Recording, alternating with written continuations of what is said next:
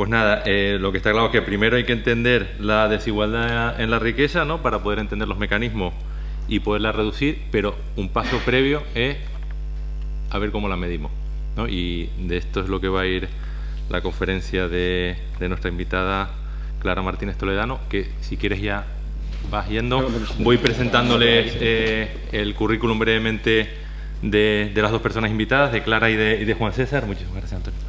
Y Fermín, ¿puedes pasar?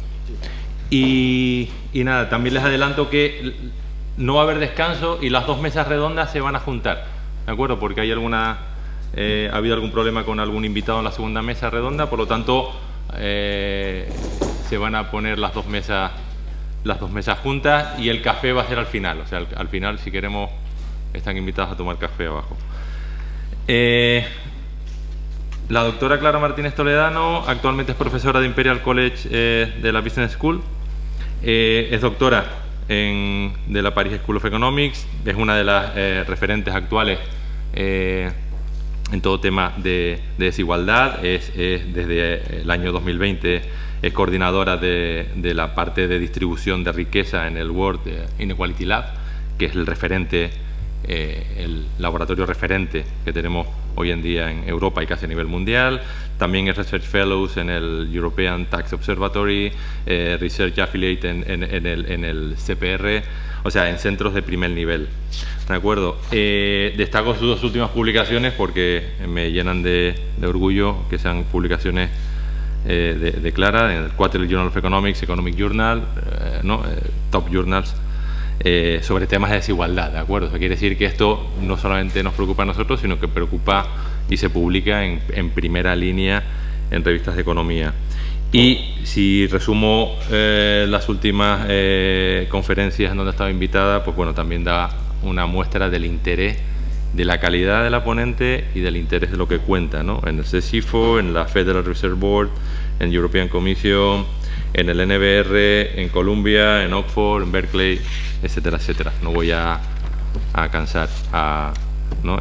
Su currículum está más que sobradamente disponible en la web.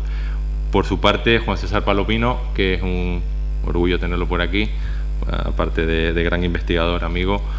Él actualmente está con un contrato de investigador, profesor de excelencia retornado, de estos contratos que tiene que saca hoy en día las comunidades autónomas y los ministerios, pero también ha estado afiliado y lleva los últimos 4 años en el Institute for New Economic Thinking en la Oxford University.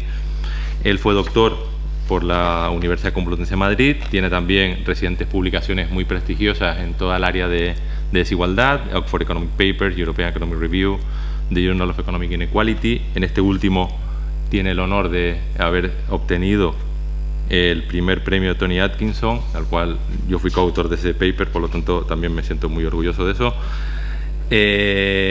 Y bueno, también tiene grandes conferencias en la Comisión Europea, en el Encuentro de Economía Pública, CINEC, dos personas de primer nivel, muy jóvenes, lo cual da envidia, pero orgullo de que haya gente tan joven, académicamente hablando, pero con tanta potencia y con tanto nivel.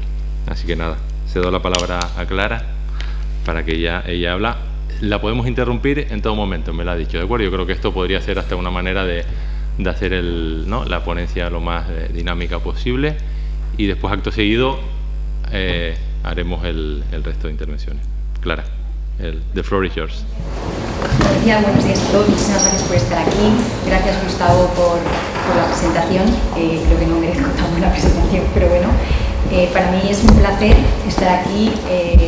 Por un lado, porque llevo los 7 años que llevo de carrera académica, los he dedicado única y exclusivamente a la desigualdad. Estoy muy comprometida con el estudio de la desigualdad y, además, a pesar de estar expatriada, sí que he seguido trabajando mucho con los datos de España, y por lo tanto ver que hay compromiso tanto del Centro de Estudios de Desigualdad Global como del Gobierno de Canarias de mejorar y estimar por primera vez para una región la distribución de la riqueza. Pues para mí es un placer estar aquí y poder aportar mi granito de arena.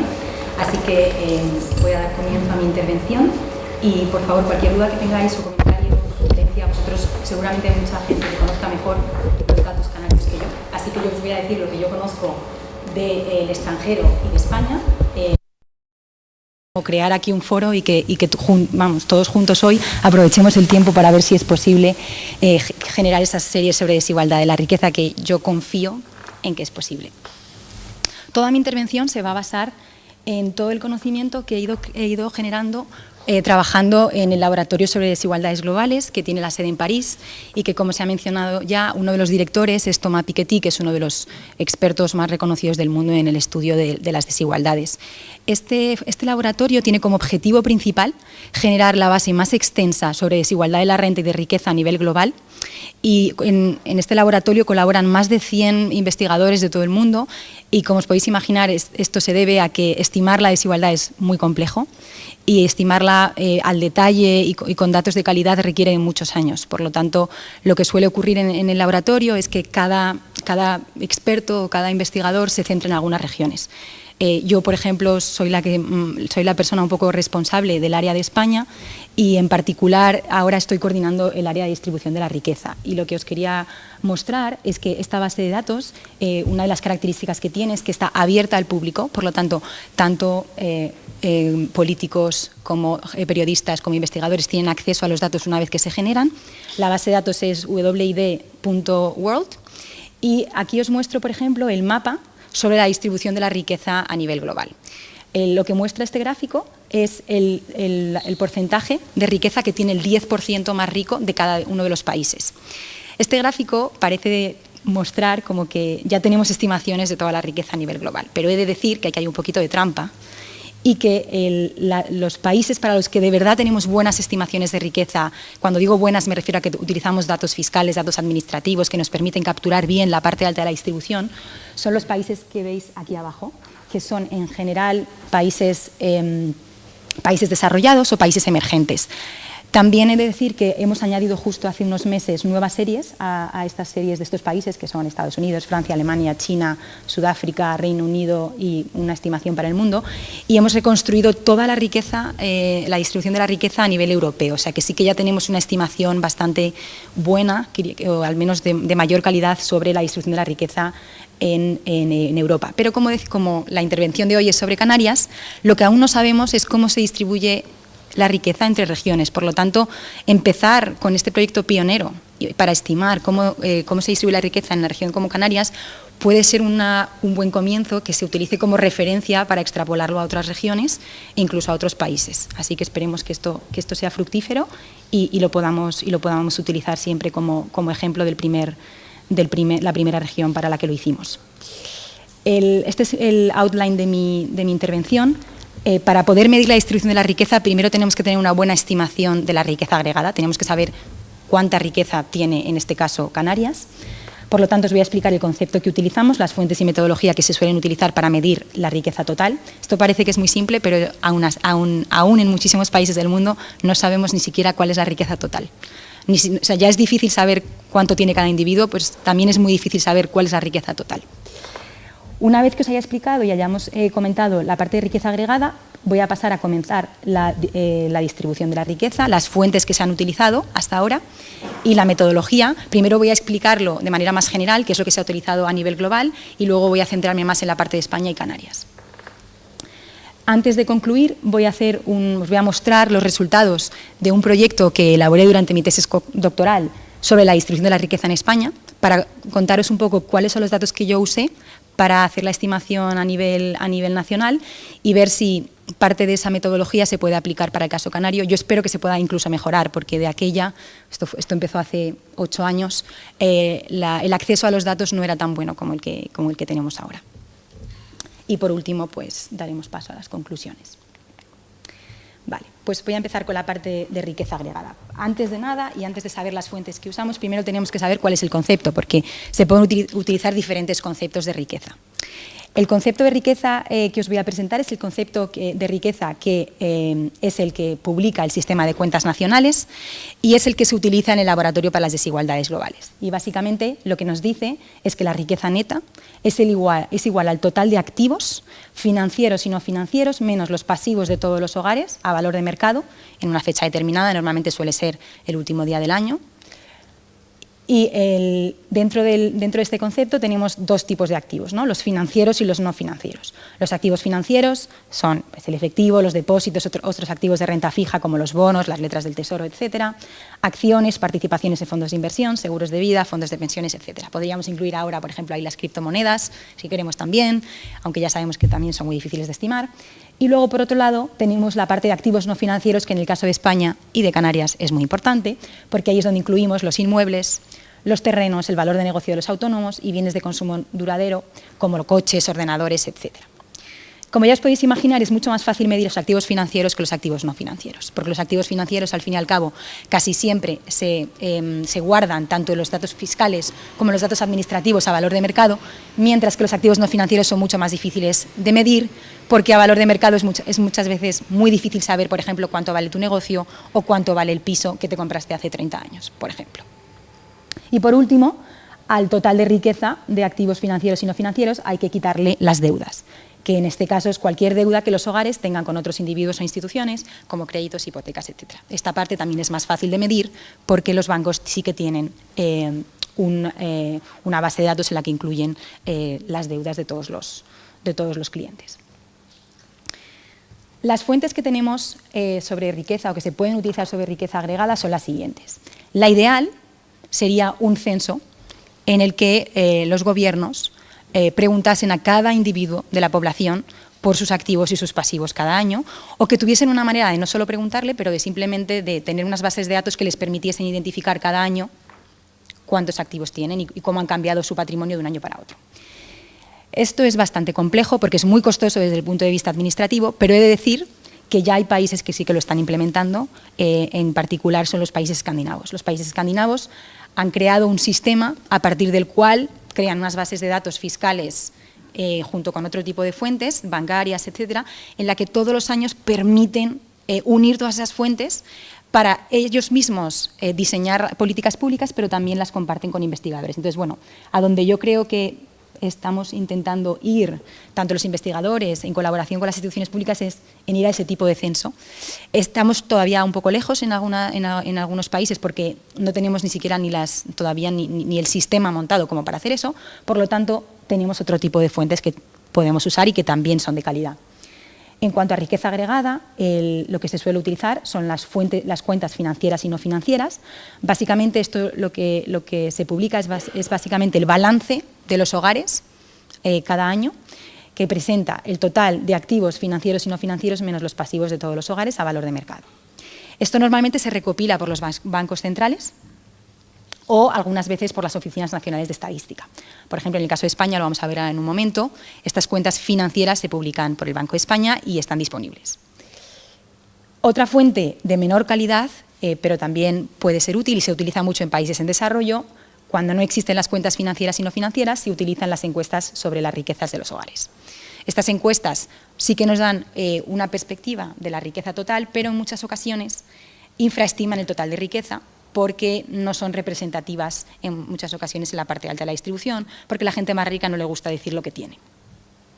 Y por último, hay otras fuentes parciales, que son las que se pueden utilizar en el caso de que para alguna región o país no exista toda la información para todos los activos de las cuentas financieras o de las encuestas.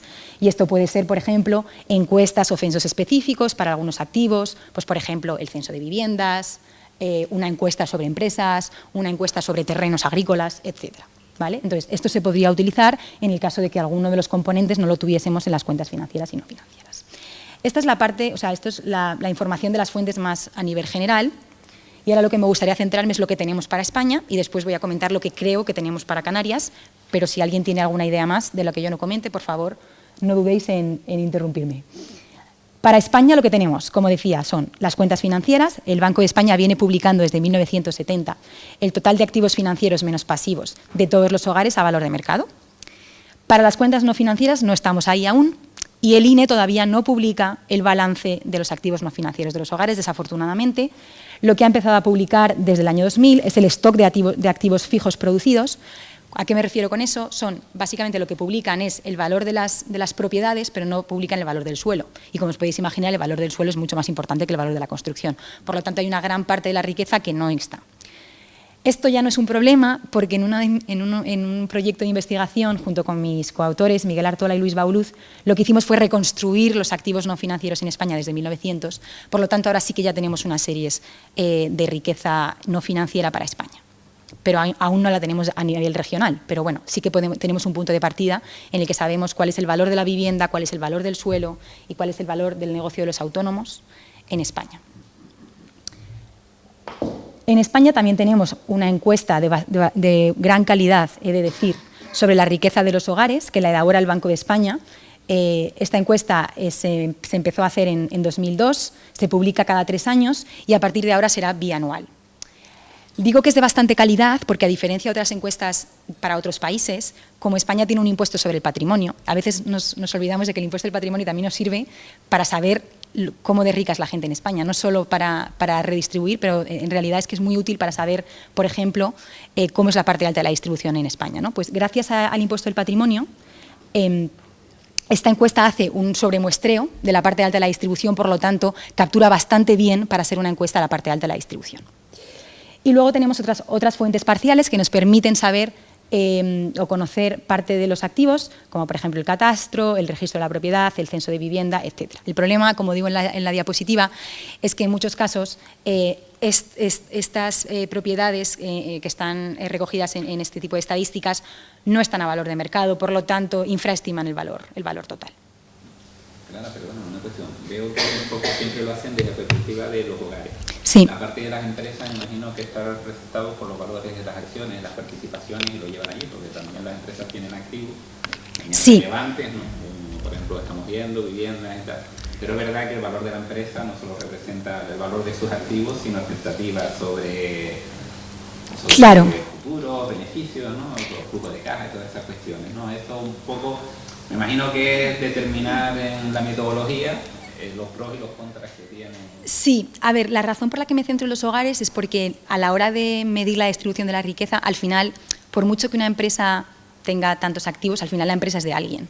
Con lo cual, al final, el último propietario es un individuo que forma parte de un hogar. Entonces, normalmente, en la literatura lo que se suele utilizar es la comunidad de observación, el individuo o el hogar, al que se le asigna el valor de sus acciones. Por ejemplo, si yo soy propietaria de una empresa, pues yo qué sé, de Plátanos Canaria, y tengo un 50% del valor de la empresa, eso va a aparecer en mis estimaciones de desigualdad de riqueza como acciones o como participación en una empresa. Por lo tanto, siempre el punto de vista es el hogar, pero eso no quiere decir que no estemos teniendo en cuenta el valor de las empresas, porque como estas empresas las tienen, en el caso de que sean propietarios residentes españoles, sí que las vamos a tener en cuenta. Pero sí, efectivamente, la perspectiva es siempre desde el punto de vista del hogar. Claro, y aquí, perdona, la pequeña empresa estaría reflejada en qué.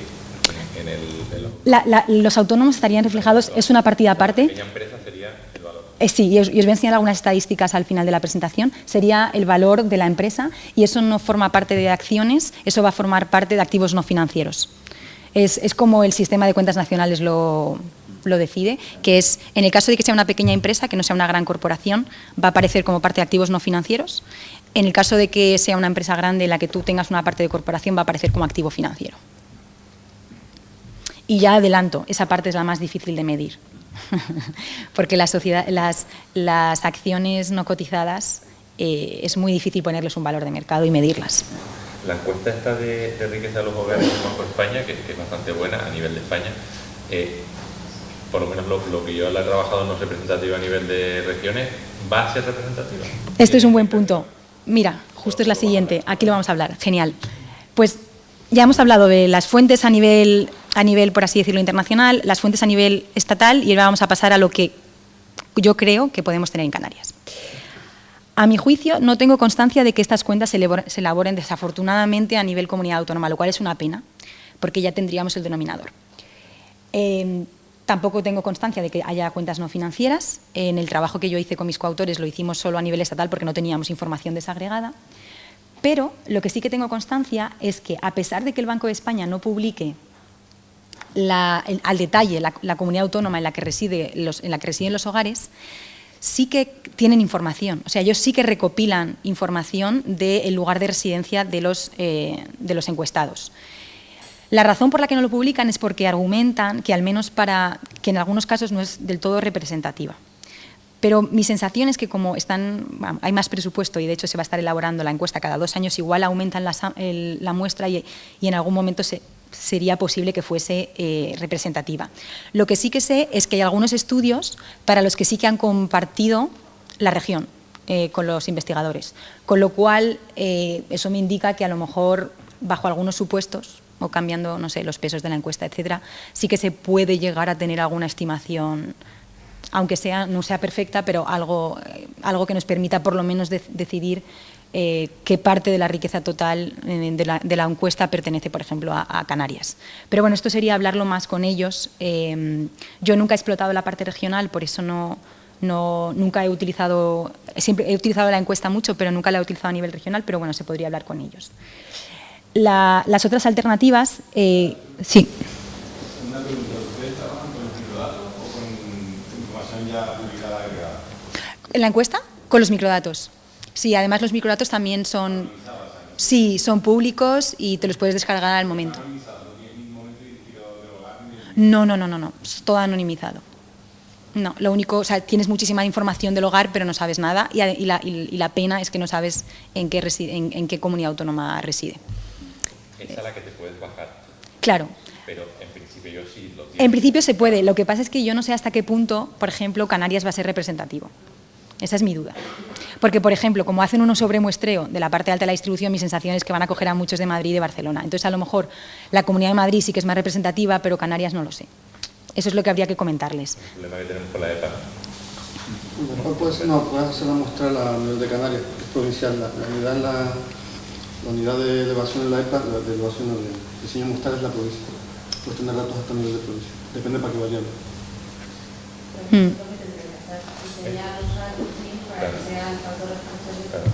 Sí. Pero bueno, yo confío que los datos fiscales nos permitan olvidarnos de las encuestas si se puede, al menos para una parte. Vamos a ver si luego llegamos a ese acuerdo.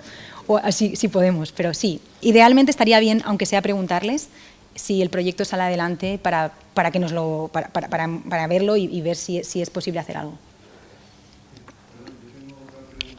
Sí.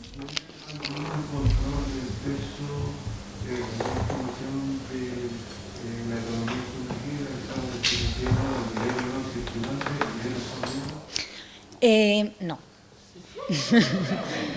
Ojalá. A ver, lo que sí que lo que sí que hemos hecho en el laboratorio, o sea, estimar la economía sumergida es muy complejo. Se puede hacer cosas si tuviésemos información administrativa muy buena que a lo mejor capturase, pero es muy complejo porque incluso las administraciones también querrían tener esas estimaciones para poder recaudar más y aún así tienen ese problema. Una parte de economía sumergida que sí que es importante y que sí que es más fácil de estimar es lo que llamamos economía sumergida, pero economía offshore. Por ejemplo, en el caso de la riqueza yo creo que es mucho más importante la riqueza que no está en España, porque en el caso de renta a lo mejor sí que puedes pensar que la gente, no sé, pues que cobra en negro, etcétera, pero en el caso de riqueza, que estamos hablando de altos patrimonios, normalmente esa gente no se mete el dinero debajo de la almohada, lo que hace es que se lo manda a un paraíso fiscal y lo tiene ahí y a través de Suiza de vez en cuando accede a su dinero. En el proyecto que os voy a enseñar sobre España sí que estimamos la riqueza, bajo varios supuestos, la riqueza de los españoles en paraísos fiscales, que encontramos que es bastante significativa, aproximadamente un 10% de la riqueza financiera total del país, o sea que es bastante alta. Y esto lo podemos estimar también gracias a unos datos fiscales, de nuevo, porque algunos seguro que lo conocéis, pero España, desde la crisis financiera, obligó a todos aquellos que tienen no sé si son 30.000, 50.000 euros fuera de España, tienen más de 50.000 euros fuera de España, que tienen que declarar este modelo que se llama 720, en el que tienen que decir todo el patrimonio que tienen fuera, y si no, y les pillan, pues les ponen una multa bastante importante. Entonces, gracias a esa información, por lo menos sabemos lo que la gente declara que tiene fuera. Evidentemente, eso es una infraestimación, porque hay mucha gente que aún así no declara, pero nos permite saber, tener un orden de magnitud de cuánta riqueza al menos está en paraísos fiscales y no se declara.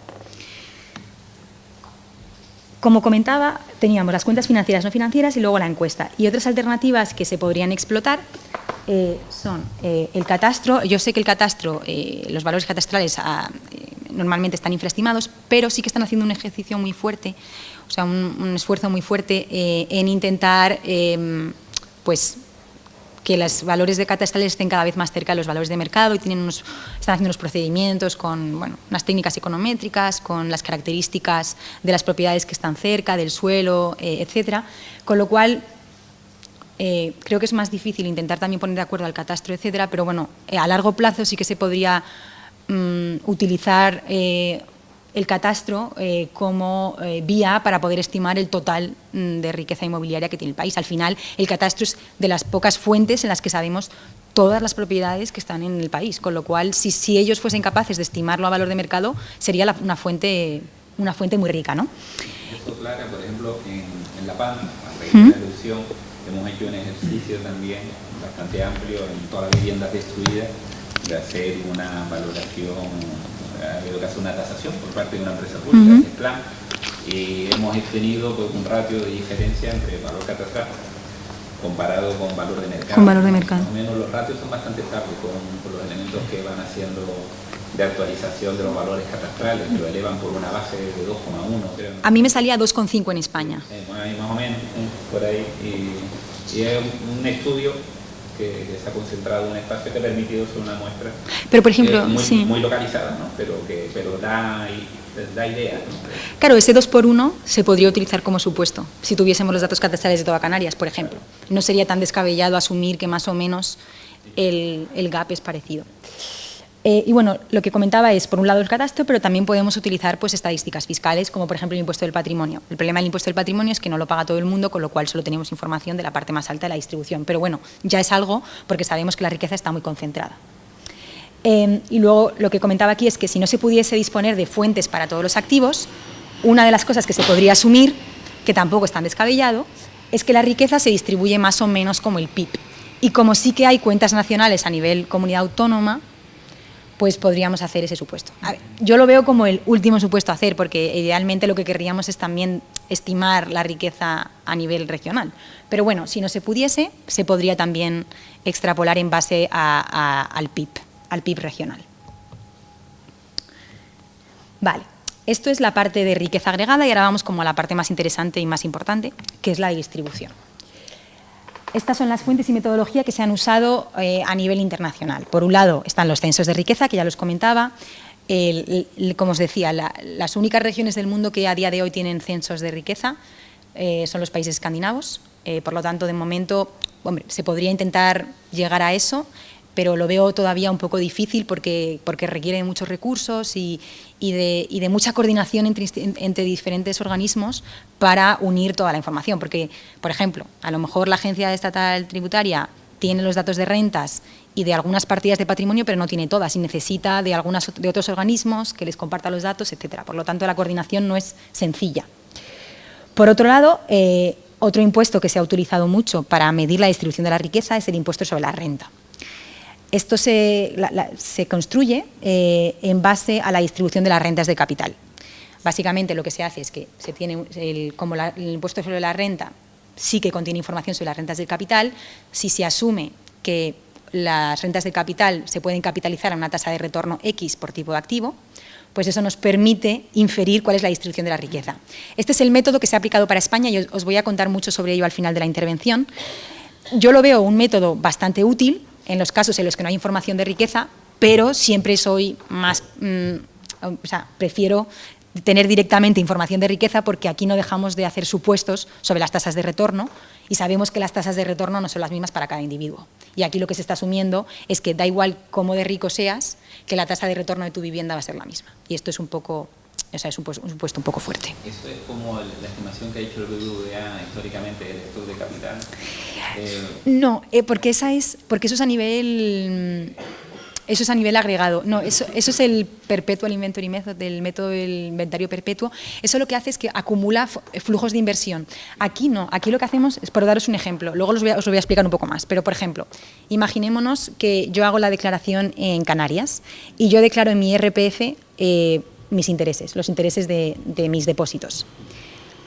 Lo que se hace para llegar al valor de mis depósitos es que yo voy a las cuentas financieras y a las cuentas nacionales y calculo una tasa de retorno, que es el total de intereses de España, sobre el total de depósitos de España. Y esa tasa de retorno me la aplico a mí. Pero claro, es que esa tasa de retorno es la media de España. No quiere decir que yo gane lo mismo por mis depósitos o por mis acciones que otra persona. Por lo tanto, es un supuesto un poco fuerte que en el caso de España no funciona tan mal, he de decir, porque cuando lo hice a nivel español y lo comparaba con datos de encuestas no me salía tan mal.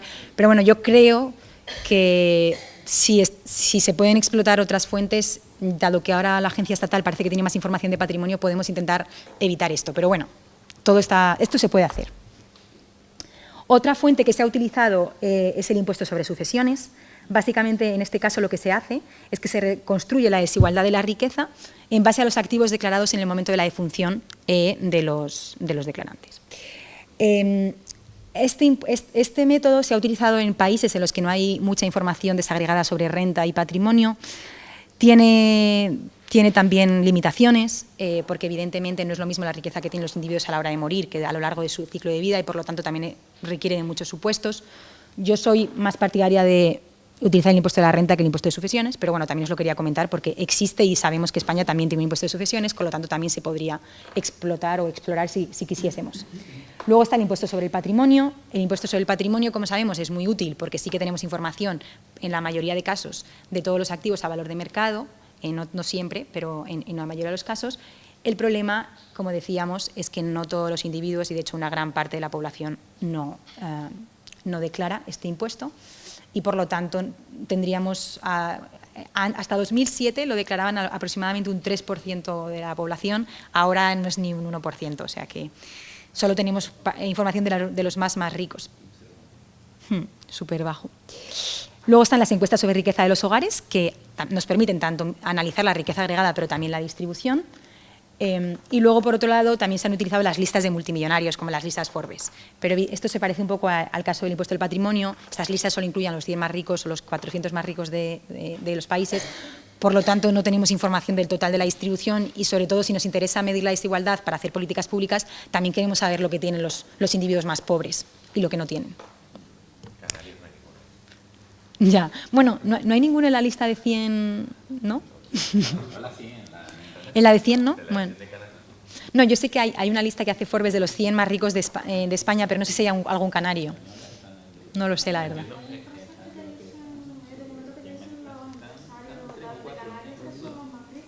Sí, pues eso se podría utilizar, pero lo que pasa es que al final eso tendría solo una parte muy pequeña de la distribución. Pero bueno. Vale. Clara, claro, todas estas alternativas no son excluyentes, ¿no? No son excluyentes. Pero que se pueden, o sea, mejor es una que otra claramente, pero al final entiendo que el impuesto, que hacer este cálculo usando la información de impuestos de sucesiones permite captar una parte de la distribución mejor que la renta y la de patrimonio mejor que o sea, que al final entiendo justo yo que se puede hacer una combinación de las tres estimaciones. Sí. De hecho, esto es lo que voy a decir, que cada vez es más común combinarlas, porque, o sea, de hecho, además, como al final, y esta es mi slide de ahora, básicamente todas las fuentes tienen limitaciones, por eso la mayoría de trabajos académicos lo que hace es explotar diferentes fuentes y comparar, porque al final hay muchísimo error de medida y al final, pues si tienes varias fuentes, por lo menos puedes saber cuál es el orden de error de medida que estás incurriendo por utilizar una fuente u otra. Os voy a comentar un poco las limitaciones de todas las fuentes. Evidentemente, el censo de riqueza no tiene ninguna limitación a la hora de estimar, el problema es que es muy costoso desde el punto de vista administrativo. El impuesto de la renta, una de las limitaciones que tiene es que no todos los activos generan rentas sujetas al IRPF. Por ejemplo, los fondos de inversión no generan ninguna renta hasta que no cancelas el fondo de inversión y lo declaras como ganancia de capital. Por lo tanto, te estás básicamente excluyendo una parte muy importante de la riqueza de la parte alta de la distribución, porque sabemos que los ricos tienen muchos activos financieros. El impuesto sobre sucesiones, una de las limitaciones que tiene es que se necesita información sobre edad, género y tasas de mortalidad y que también no todos los activos están sujetos al impuesto. Por ejemplo, sabemos que el impuesto de sociedades, a no ser que haya cambiado en los últimos meses, los fondos de pensiones no están sujetos. Por lo tanto, una parte importante de la riqueza de la gente que fallece no está ahí. El impuesto del patrimonio, lo que ya hemos comentado, solo contiene información de la parte de la distribución y también es importante que no todos los activos están sujetos al impuesto. Por ejemplo, sabemos que los fondos de pensiones tampoco están sujetos al IP. Las encuestas sobre la riqueza sí que tienen información más completa de todos los activos, pero suelen infraestimar los niveles de desigualdad de la riqueza porque, como os comentaba anteriormente, los ricos suelen infradeclarar lo que tienen y no suelen estar disponibles anualmente porque también es muy costoso de elaborar. Por lo tanto, si tú quieres saber, no sé, imaginémonos que llega la crisis del COVID, tú quieres saber la desigualdad de la riqueza en ese punto del tiempo o el año anterior, con la encuesta vas a tener el problema de que vas a tener la desigualdad de la riqueza de hace 3 años, que probablemente sea muy diferente a la de el punto económico en el que te encuentres.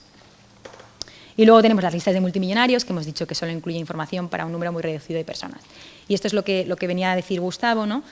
Como todas las fuentes tienen algunas limitaciones, lo que se suele estar haciendo cada vez más en la literatura es combinarlas.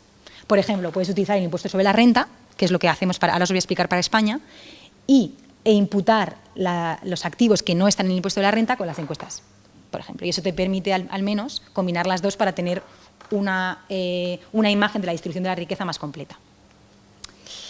Vale. Una vez que hemos comentado las fuentes de manera general, ahora pasamos a describir lo que hay para España. Para España tenemos impuestos sobre la renta. De hecho, el Instituto de Estudios Fiscales, en colaboración con la agencia estatal, ha venido publicando microdatos desde 1982. Esto, aunque parezca que es algo muy común, España fue pionera en ese sentido, porque publicó casi microdatos desde cuando se introdujo, unos años después de que se introdujese por primera vez el IRPF moderno. Estos microdatos, lo bueno que tienen es que son representativos a nivel comunidad autónoma. Por lo tanto, si se hiciese una estimación de la desigualdad de la riqueza, de la renta, en Canarias sí que se podría utilizar esto. El problema es que no tenemos la riqueza. El impuesto sobre sucesiones, no hay microdatos disponibles a día de hoy para los investigadores, pero sabemos que las agencias tributarias regionales tienen esta información. Fermín, lo primero es lo que tienen ustedes con el paraíso de Panamá.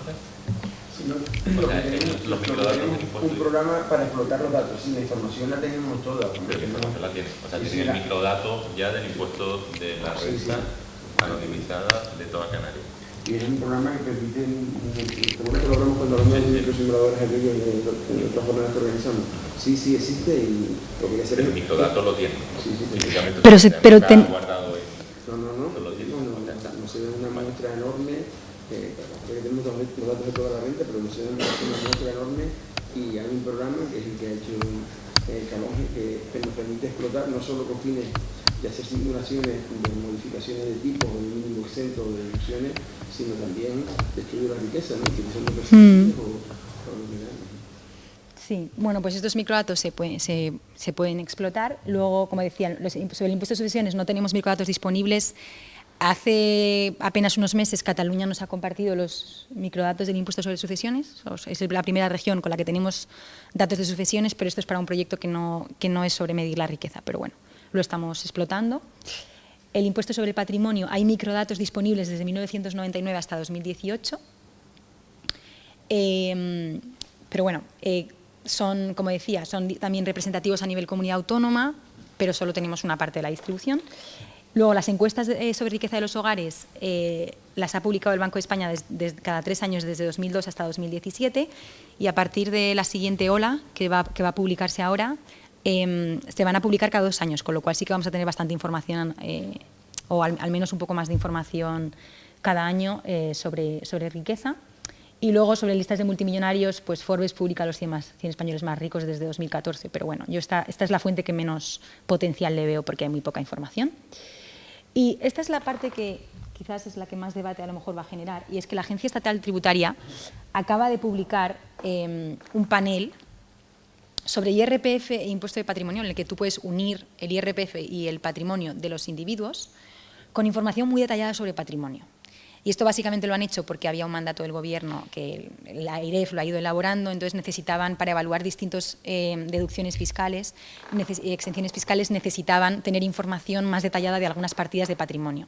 Entonces, lo que han hecho, y esta es la parte que, claro, aquí es lo que yo querría saber, o sería interesante saber para ver si es factible, si la Agencia Tributaria de Canarias puede acceder a esa información, porque básicamente lo que la Agencia Estatal ha conseguido es que los bancos le pasen información de los distintos activos de los declarantes. Por ejemplo, tú ves que alguien está declarando intereses de CaixaBank, pues les dice, oye, ¿me puedes pasar por favor las cuentas de esta persona que las vamos a simplemente utilizar de forma anonimizada para hacer estudios?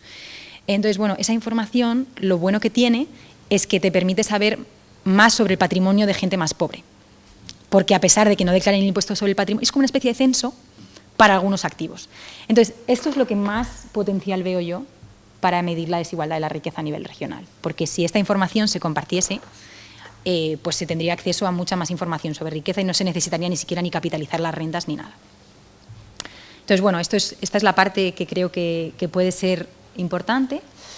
Y aquí voy a comenzar a comentar un poco lo que creo que se podría hacer para Canarias, ¿no? Por un lado, se puede utilizar el impuesto de la renta. Sabemos que los microdatos son representativos por comunidad autónoma. El impuesto sobre sucesiones no tenemos microdatos, pero si se pudiesen hacer disponibles y tenemos información sobre edad, género y tasas de mortalidad, que seguro que hay estadísticas a nivel canario sobre esto, también se podría estimar con este método. El impuesto sobre el patrimonio también tenemos microdatos disponibles, por lo tanto se podría utilizar como para comparar las estimaciones con otras metodologías para la parte alta. Y habría que preguntar, por ejemplo, en el caso de las encuestas a Banco de España, si se puede utilizar a Canarias y la información de la región de Canarias como para utilizarla como denominador o como para medir la riqueza agregada y su distribución. Aquí soy un poco menos optimista, pero bueno, yo creo que no está de más preguntarlo en el caso de que decidamos llevar a cabo el proyecto. Y luego, pues listas de multimillonarios, se podría ver si contienen la residencia fiscal y ver si hay algún canario, pero creo que esto es lo que decía, me parece menos factible y menos útil. Y bueno, aquí es donde hago la pregunta, porque yo conozco mejor las fuentes de España, pero menos las de Canarias. No sé si hay alguna otra fuente a nivel regional que alguno creáis que pueda ser útil. Y lo que sí que creo que se podría hacer es ver si se puede pedir los datos detallados sobre patrimonio a la agencia estatal. Si ellos estarían dispuestos a compartirlo con el fin de estimar la distribución. Porque creo que ellos sí que tienen información representativa a nivel Canarias, porque tienen el universo. Entonces, bueno, esto sería una opción a debatir y a discutir. Sí. La última declaración para la siguiente data que se caen combinadas, pero hay un problema. ¿Cómo hace? How do you move on? Sorry, when you combine data type, it's sure that you have maybe entities or household which appear in both of the database. Yes, well, there are different. Bueno, hay diferentes metodologías. No voy a entrar en detalle en todas las metodologías, lo que sí que voy a explicar es lo que he hecho para España y es un poco lo que va en línea con tu pregunta, ¿no? Que al final es muy difícil homogeneizar las dos fuentes para crear algo consistente, porque a lo mejor utilizas la encuesta y el 10% de la encuesta es muy diferente al 10% de patrimonio, ¿no? Entonces ahí lo que sueles hacer es intentar buscar el punto como de inflexión entre... por ejemplo, yo que sé, la encuesta, ¿sabes? Quitas el 10% de la encuesta y a lo mejor pones el 5% de patrimonio y algo así. Pero hay maneras de hacerlo con la metodología pero no voy a entrar mucho en ese detalle porque si no, no voy a poder acabar. Pero o sea, lo que dices es importante porque cuando combinas varias fuentes tienes que ser muy cuidadoso de al final no incurrir en ningún sesgo por combinar diferentes fuentes. Pero ahora voy a explicar lo que hice para España y lo podemos comentar si quieres. Vale, ya os he comentado un poco las fuentes que podemos utilizar para riqueza agregada y para distribución. Ahora os voy a explicar un poco la metodología que utilizamos en el World Inequality Lab y paso a explicar un poco lo que hice para España y ver un poco si esto nos inspira para hacerlo para Canarias. El World Inequality Lab tiene como objetivo crear series de desigualdad de la riqueza que sean 100% consistentes con la riqueza agregada. Esto es importante porque, por ejemplo, a veces las encuestas sabemos que infraestiman la riqueza financiera. Entonces, si tú utilizas las encuestas solo, los totales de las encuestas solo para calcular la desigualdad de la riqueza, te puedes estar perdiendo una gran parte de los activos financieros. Entonces, normalmente lo que se hace en el laboratorio es que todo se reescala para que sea consistente con la riqueza agregada total. También son 100% consistentes con la población total. Si la encuesta, por ejemplo, si se utiliza una encuesta y la encuesta, cuando sumas a todos los hogares, no tienes los hogares de España, lo reescalas para que sea consistente con la población de la región o del país. Las series se basan en la población adulta. Para nosotros, población adulta son todos aquellos que tienen 20 o más años. ¿Por qué hacemos esto? Porque sabemos que la gente que tiene menos de 20 años casi apenas tiene riqueza. Casi no tienen renta, pues imaginaros riqueza, ¿no? Entonces es como que si no distorsiona un poco la estimación. La riqueza la solemos estimar a nivel individual, no a nivel hogar. Hacemos esto porque como damos prioridad a datos fiscales y en muchos países las declaraciones se hacen a nivel individual, en España está la opción de hacerlo a nivel individual o conjunta, con lo que hacemos es que a la gente que hace declaraciones conjuntas la dividimos, porque si no es un poco también distorsionador, porque si comparas gente, las rentas o la riqueza de un hogar total con la riqueza de solo una persona, estás comparando peras con manzanas. La riqueza entonces en esos casos se reparte a partes iguales entre los miembros adultos del hogar, en el caso de declaración conjunta se divide en dos. Se ordena a los individuos por su nivel de riqueza cada año y se les agrupa en percentiles de riqueza. Por lo tanto, eso lo que nos permite tener es la distribución total. En este caso, por ejemplo, sería la distribución total de Canarias desde el percentil 1 hasta el percentil 100. Y luego, una cosa que creo que es bastante importante es que la idea siempre es generar series que permitan descomponer la riqueza de cada uno de esos percentiles por tipo de activo. Esto es, si tenemos, por ejemplo, el último percentil, el top 1 de la distribución, saber qué porcentaje de su riqueza está en vivienda, qué porcentaje está en depósitos, qué porcentaje está en fondos de inversión. Eso es muy importante para políticas públicas. Porque, por ejemplo, si lo que queremos es recaudar más y queremos recaudar más, por ejemplo, poniendo un impuesto más alto a la parte alta de la distribución, pues a lo mejor hay que poner más impuestos a los activos financieros porque ellos están más expuestos. Si pones un impuesto a la vivienda más fuerte o más alto, eso a lo mejor perjudicas a la clase media, que están más expuestos a la vivienda, ¿no? Entonces, por eso, entender bien la composición de los activos es bastante importante a la hora de diseñar políticas públicas.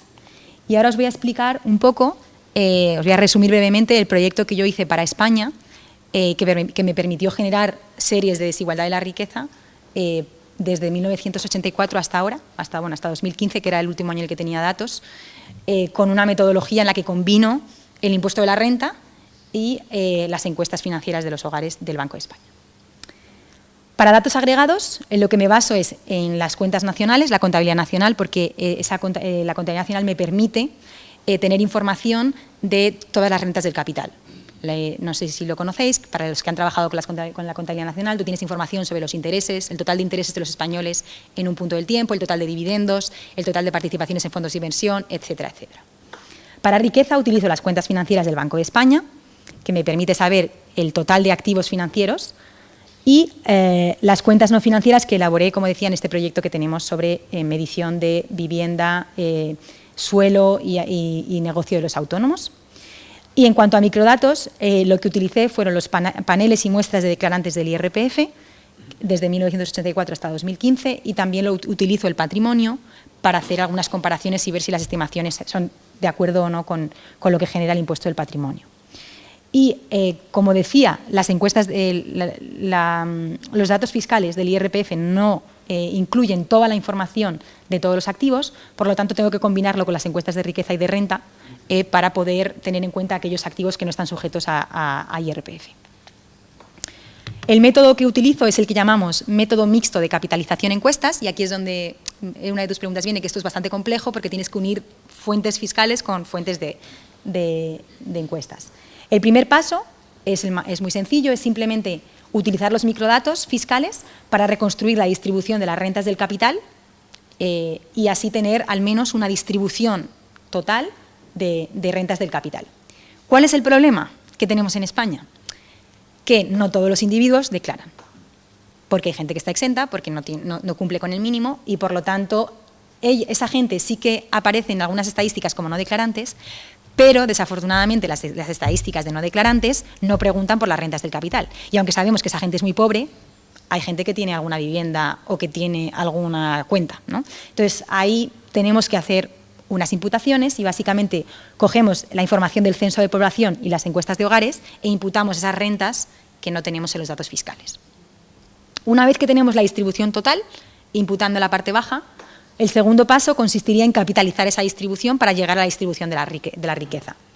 Para eso lo que hacemos es que utilizamos información, como decía, agregada de las cuentas nacionales y de las cuentas financieras. Por poneros un ejemplo, lo vuelvo a repetir, pero creo que esto es importante porque a veces este método es un poco difícil de seguir. Supongámonos que lo que queremos es, para un individuo que declara que tiene una vivienda en alquiler, que declara en el IRPF sus rentas del alquiler, alquila y supongamos que genera 20.000 euros al año, tenemos que saber cuál es el valor de esa vivienda. Entonces, lo que hacemos es que vamos a las cuentas nacionales que publican el total de rentas generadas por el alquiler del país y sabemos el total de vivienda que está en alquiler, el valor de la vivienda que está en alquiler en el país. Entonces, calculamos el retorno como el ratio entre las rentas declaradas de alquiler y el valor total, y esa tasa de retorno es la que le aplicamos a ese individuo para llegar al valor de su vivienda. Como decía, esto supone que tenemos que hacer el supuesto de que estos factores de capitalización, estas tasas de retorno, son constantes por tipo de activo a lo largo de la distribución, que esto puede ser que no sea así. Entonces, bueno, esto es lo que teníamos para España en aquel momento, es lo que se hizo. Yo lo comparé con las encuestas de los hogares y daban unos resultados muy parecidos, por eso decía que este método no parece que sea muy malo para llegar a una estimación bastante adecuada de la distribución de la riqueza en España. Y por último, el tercer paso es incluir aquella riqueza que no genera rentas sujetas al IRPF. En el caso de España, los activos que no generan rentas son la vivienda habitual, porque está exenta desde 1999, los fondos de inversión y los fondos de pensiones. Entonces, como esa información no la tenemos y es importante, lo que hacemos es que utilizamos las encuestas de los hogares del Banco de España e imputamos esa información de tal manera que distribuimos esos activos a lo largo de la distribución, intentando replicar la distribución que tenemos de ellas en las encuestas, ¿vale? Esto es lo que hacemos y luego lo comparamos con las encuestas para ver que nuestra imputación es bastante adecuada. Perdonad por el rollo, pero bueno, esto es un poco la metodología para que veáis un poco cómo se estima y ver que no es nada sencillo. Y una vez que haces todo ese trabajo, llegas a esto, que es cuando tienes el resultado y cuando eres feliz, porque por fin ves que todos los resultados al final dan algo, ¿no? Y aquí lo que muestro es la distribución de la riqueza en España. Idealmente lo que querríamos es llegar a algo así para Canarias. A lo mejor no vamos a utilizar ese periodo, pero bueno, se podría hacer para un periodo más reciente, en el que lo que hago es que descompongo la distribución de la riqueza en tres grupos. La línea azul captura la evolución del porcentaje de riqueza que tiene el 10% más rico en España a lo largo de todo el periodo. La línea roja es lo que captura el 40% intermedio. Por así decirlo, la línea azul es como la clase alta o media bastante alta, la roja es la clase media y la línea verde es lo que captura el 50% más pobre, ¿vale? Y como veis, en España en cuanto a desigualdad de la riqueza lo hizo muy bien a raíz de la transición y los primeros años de la democracia, pero llegó la crisis financiera y cambió todo en 2008 y no tengo datos todavía para el periodo más reciente, pero vamos, la desigualdad no ha caído. y menos con el COVID, que sabemos que los grandes perdedores han sido también los individuos con menores rentas. Entonces, bueno, esto sería un poco a donde querríamos llegar idealmente en el caso canario. Mi intuición es que la concentración en Canarias va a ser menor, que es una región igual, quizás un poquito más igualitaria, porque una gran parte de los altos patrimonios en España se concentran en Madrid y en Barcelona. Pero bueno, esto habría que analizarlo y ver. Y voy a terminar mi intervención con este gráfico que bueno, a mí me gusta mucho, porque se ve claramente cómo es España. Y básicamente lo que muestro aquí es para el último año para el que tengo información. En el eje de las X es el percentil de riqueza. En la izquierda son los más pobres y en la parte alta, a la derecha, son los más ricos, ¿vale? Y lo que vemos es el porcentaje de riqueza o de activos que tiene cada grupo, ¿no? Y por tipo de activo. Entonces, lo que es bastante interesante ver, ¿no?, es que si miramos, por ejemplo, a la parte baja, vemos que la parte baja tiene principalmente efectivo y depósitos. Algunos tienen algo de vivienda que todavía con una hipoteca, por lo tanto, deben parte de su vivienda. Si vamos a la clase media, lo que vemos es que están muy expuestos a la vivienda. Por eso ahí digo que cuando subes los impuestos a la vivienda se los está subiendo en mayor medida a las clases medias. Y cuando vamos a la parte más alta de la distribución, vemos que la vivienda, siguen teniendo vivienda, pero en términos relativos no es tan importante y empiezan a tener mucho más valor las acciones, los fondos de pensiones y también depósitos, ¿no? Los activos del negocio de los autónomos son importantes justo cuando empezamos en la parte alta, ¿no? Yo diría que entre el último decil y la parte un poco más alta de la clase media, ¿no? Pero lo que es interesante ver es eso, cómo los activos financieros tienen tanto peso en la parte alta. Y he de decir que esto no es diferente, España no es diferente en esto al resto de países, ¿no? Todos los ricos de todos los países que hemos analizado tienen un gran porcentaje de activos financieros en su cartera. Lo que sí que me gustaría, y ya termino con esto, es mostrar la importancia que tienen los activos inmobiliarios en alquiler en la parte alta de la distribución en España. Esto sí que es algo significativo de España, ¿no? En España los ricos también invierten mucho en vivienda y generan muchas rentas de estos activos, ¿no? Y bueno, pues ahí también, aquí otra vez nos vuelve a abrir el debate de a lo mejor los impuestos deberían de ser diferentes para viviendas en alquiler que viviendas en propiedad. Viviendas principales, ¿no? Una cosa, que yo por lo que recuerdo, no tengo la cifra ahora en la cabeza, pero a España nos diferencia del resto de países de la Unión Europea, que tenemos mucho más propietarios de vivienda. Sí. Entonces, si tenemos mucho más propietarios de vivienda, supongo que eso marcará algunos patrones distintos en la composición total del patrimonio, ¿no? Sí, pero no cambia tanto. Lo único que cambia es como aquí el 50% más pobre sí que tiene un poco más de vivienda, porque aquí en España la gente compró aún no teniendo unas rentas muy altas. Pero si te mostrase esta gráfica para Francia, la diferencia que verías también es que en la parte alta el peso de la vivienda es un poco menor que en España, porque los ricos españoles sí que le ponen también peso al ladrillo. Pero no hay unas diferencias muy significativas a pesar de que, porque al final, vale, si España tiene en el pico de la burbuja tenía como un 80% de tasa de propiedad y a lo mejor Francia tenía un 60%, pero no cambia tanto la figura. Simplemente que el peso de la vivienda es un poquito más pequeño en Francia que el de los activos financieros. Pero la historia de que los pobres tienen efectivo y depósitos, si acaso alguna vivienda, que la clase media tiene fundamentalmente la vivienda y que la parte alta tiene fundamentalmente activos financieros, eso aplica a los países, al menos los países desarrollados que hemos analizado. Lo que sí que es interesante es ver lo de los activos inmobiliarios en alquiler, que yo creo que esa parte sí que es más importante en España. A ver, este gráfico está bien porque así se ve la distribución porcentual. Sí. Que tampoco tenemos que olvidar que si lo hiciéramos en barras para cada uno de los percentiles, pues en la parte de abajo tendríamos una barra minúscula en la cual se distribuyera entre eso y que a lo mejor ese efectivo, pues si lo miras realmente son 200 euros. Ah, no, claro. Y entonces estamos hablando de unas acciones que son millones. Claro. Esto es simplemente para mostrar la diferencia en la composición. Esto, si lo mirásemos en valores absolutos, claro, estaríamos comparando millones con unos pocos euros. Para recoger el argumento de que quizá esos activos están solo en la parte alta, ¿no? Por ejemplo, Sí. O no en el top 99, pero en el top 90, como estos alquileres de otras viviendas, pues son también en valor absoluto mucho mayores. Claro, sí, está reforzando lo que yo estoy diciendo. Pero a mí lo que me gusta ver es que en términos relativos, o sea, si tú subes los impuestos a la vivienda habitual, tú le estás poniendo un impuesto a prácticamente el total de la cartera de esta gente, porque es que es el 80% o más del 80% de su cartera, con lo cual, eso es lo que digo, que por eso este gráfico me gusta, para ver que en términos relativos tú le estás poniendo un impuesto a toda su riqueza. Mientras que si pones un impuesto a la vivienda en la parte alta de la distribución, le estás poniendo un impuesto a una parte muy pequeña de su riqueza, porque al final, en términos relativos, es muy pequeña. Pero sí, efectivamente, si lo mirásemos en valores absolutos, sería aún más impresionante las diferencias.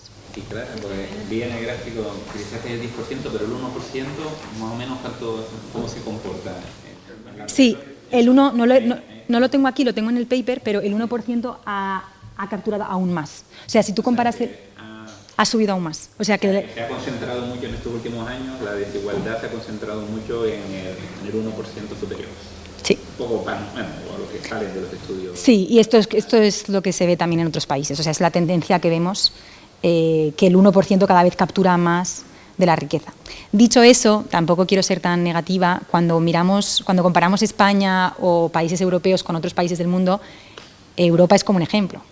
Pero bueno, eso no quiere decir que las desigualdades no estén aumentando, pero evidentemente en términos relativos estamos mejor que otros países emergentes o que incluso Estados Unidos. Bueno, pues esto es más o menos todo. Me gustaría concluir con con unas palabras un poco optimistas. De los años que he estado trabajando con los datos españoles, he llegado a la conclusión de que aunque podríamos hacer mejor. España sí que tiene datos administrativos de calidad para poder medir la distribución de la renta y de la riqueza. Si se pudiese acceder a los datos del universo de declarantes que la agencia estatal ha ido elaborando estos últimos años, con el nuevo panel de IRPF e impuesto de patrimonio, yo creo que se podría hacer una estimación de mucha calidad, tanto a nivel estatal como para Canarias. Y bueno, creo que esto sería un proyecto pionero, como decía al comienzo, puesto que no hay ningún país del mundo que haya hecho una estimación tan detallada a nivel regional. Y os doy de nuevo las gracias por la voluntad, porque bueno, creo que yo estaría muy orgullosa también de que el primer proyecto también fuese en una región española. Así que muchas gracias.